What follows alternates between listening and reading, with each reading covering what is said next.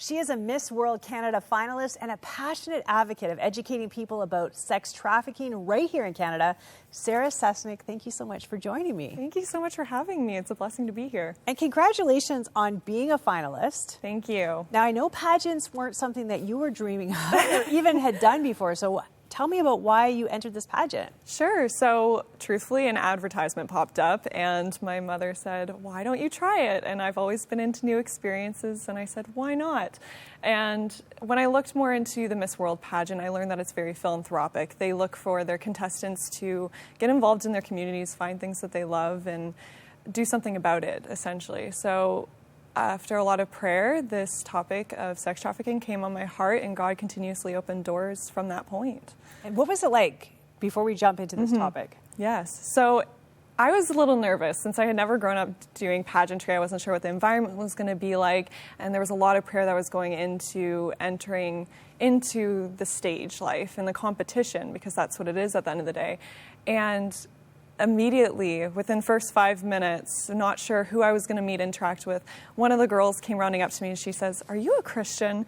And that blew me away. I said, "Yes, how did you know?" And she said, "It was just the way you were speaking."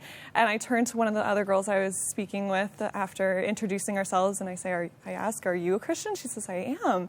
And God immediately opened up incredible relationships that have flourished through the competition, and it ended up just being a very supportive experience. And you never know if you're going to meet mean girls or how it's going to go. I know you were a little nervous. So yeah.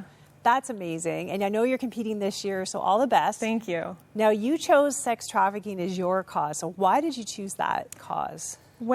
Just last year, I was reconnected with a friend, and through speaking with her, I learned that she, over the few years that we hadn't been in touch, was in trafficking herself.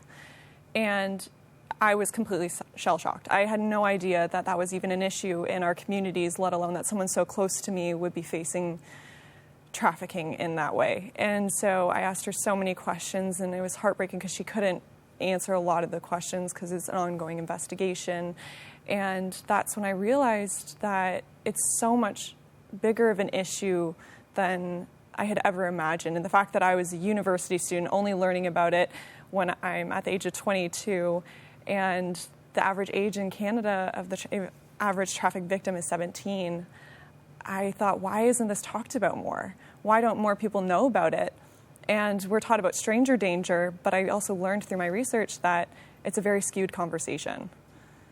Yeah, so you had some stats about stranger danger, because most of us are thinking, make sure that some guy in a white panel van doesn't grab me or my child and take them away. But that's not generally how trafficking happens in Canada, is it? No, it's not. It's a very personal relationship and slow development of a relationship. So in 2019, there were over 40,000 missing children reports in Ontario alone. Over 30,000 were child runaways, 122 were parental abductions, and only 16 were related to stranger abductions. So that idea of stranger danger is very skewed, and it creates this environment of fear when there should just be situational awareness and an understanding of what a healthy relationship looks like. And as a Christian, I grew up understanding the relationship between Christ and the church and what a healthy relationship is supposed to look like. But I knew a lot of friends didn't, and I have a lot of non-Christian friends who didn't understand the difference between being treated with respect in a relationship. So tell me what the gaps are, because, you know, we've been talking about this on 100 Huntley Street, for example, for 20 years. And so here you are growing up, and you're in your 20s before you even realize that trafficking is something that can happen to somebody at any economic level, any age, although it does skew a bit more in the teens and 20s. And any income level. So, like, what are the gaps that people your age are not getting this message? I believe that it does start with that conversation, and what we're educated in is being afraid of the older man in the white van. But in reality, 77% of traffickers are aged between 18 and 35. So it's a lot of younger populations, and we have this idea in our head we're supposed to look out for this older person on the street. So we are informed to some degree about it. But social media has completely changed that conversation as well, with over 40% of cases starting online as well. Wow. Okay, so what you've launched is called the Omega Project. Talk to me about that. So as Christians, we know that God calls himself the Alpha and the Omega. So my heart was rooted in the end of it. And he ultimately is the one who controls and ends these issues, and that's our end goal. So Omega came to my heart, and I really wasn't sure what I was supposed to get into. When God placed this on my heart, I wasn't sure if I was supposed to be going on the streets. I didn't feel credible at all. And it wasn't until I connected with some other university students who were involved in the issue through an organization called Fight for Freedom that they walked with me and they trained me in different ways to have conversations about this topic. And that's where I found my heart was truly rooted, was in the education.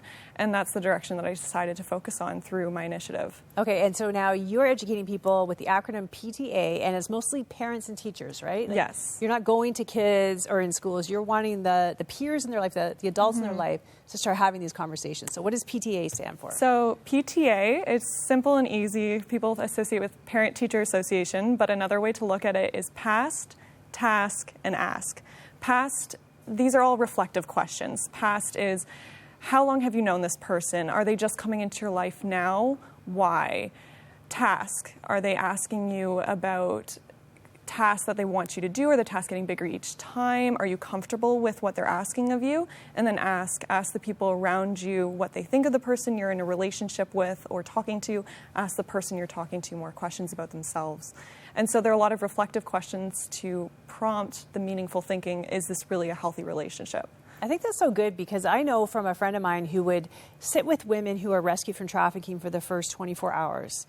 Having those conversations, pretty much all the women didn't think they were trafficked. They genuinely believed that their pimp is their boyfriend, and he just happened to ask them to do something for money for the future, and it takes time for them to realize, because no one wants to admit that they've been used. Absolutely. Right? It's embarrassing, it's humiliating, it's hard, your heart is broken because that person's intentions towards you isn't good. Right. So where do you see, looking ahead 5 years now, where do you see the Omega Project going?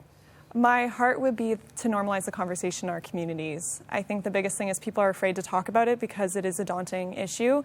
But by fostering an educated community, I think we can normalize the conversation. It becomes not this boogie monster type thing, but a very tangible issue we can fight together. And it starts with conversations just on the street or awareness within our personal relationships with others. So that would be my goal, is just to normalize it within our communities across Canada, if that's the Lord's will, and just kind of taking it day by day. Anytime I set a plan, God tends to throw a curveball, so I try to hold on a little loosely to those. He laughs. I know he laughs. But it's so good to see someone your age starting this conversation and really making sure that it's out there. I think that you're a lot closer in age to a lot of the women who are getting duped by these pimps and traffickers. Some of them are women. Not all men are doing this. Some women manipulate other women. Talk to me a little bit about your own faith journey and how your faith plays into these kinds of issues. I'd love that too. So I did grow up in a Christian home. My parents gave me the chance to explore what my faith actually meant to me and why I believed what I believed as I got older, which I was really appreciative of. But it was really my grandmother who was a trailblazer for me. She lived a life of pure servitude and just the life that Christ calls us to. And each and every day she set an example of what it was like praying for her 17 plus grandchildren by name every morning by her bed, and being so dedicated in the faith taught me what it was like to really live for others and to wash the feet of others. And that's what really inspired me to get so involved. I've been involved in over 20 clubs and sport teams through high school and university, and just getting involved is truly where my heart is giving back and serving others. What an amazing woman. I just love to hear that. I love to hear about examples of the faith. And, a lot of people, I think, as always seems to happen, give up hope on that next generation. We hear about so many young people leaving the church, leaving their parents' faith behind. What do you see happening, and do you have hope? I see a craving. I think that a lot of people around my age are not afraid to ask questions. They're sometimes afraid a little bit of the backlash they might receive in asking questions, because there's that fear of what dialogue will happen if they ask the wrong thing or say the wrong thing. But at the end of the day, everybody's really curious. And when someone kind of puts the question forward a little bit and asks that first thing, saying, hey, do you believe in something a little bit bigger than yourself? The questions can be extremely fruitful, and sometimes it takes people who are of the faith around my age to not be afraid to just ask their friends what they think on common questions, and you can approach it with a very neutral approach and just kind of feel it out and then let God control those conversations, because you never know how he might be speaking through you. So do you have hope for this next generation, for the young people of today? I do. I really do. I've seen so many people come to Christ over the past few years, especially through the isolation, craving something more and bigger than themselves. But it takes people who are young to start those conversations. I think that's so good. And you're right. The pandemic shook all of us. Like, every single one of us is like, well, we haven't really lived through a time when the whole world has been shaken at once. Yes. You know, how do we deal with this? Where do we find hope? Where do we find stability? And I'm so glad that you are an example and out there asking questions and advocating for this cause. And I really hope that you inspire other young people. Thank you. I can say that I take it a day by day. I pour out what I can. I let God try to speak through me when it's his will. But ultimately, I have been poured into by so many other incredible young adults, and I'm so grateful for the community that I have been blessed with. And it's growing, and it's really encouraging to see. Love it. Thank you so much for coming today and just talking about your cause, and the best of luck in the Miss World Canada contest. Thank you. I appreciate that. I'm excited, and it's been such a pleasure speaking with you. You as well.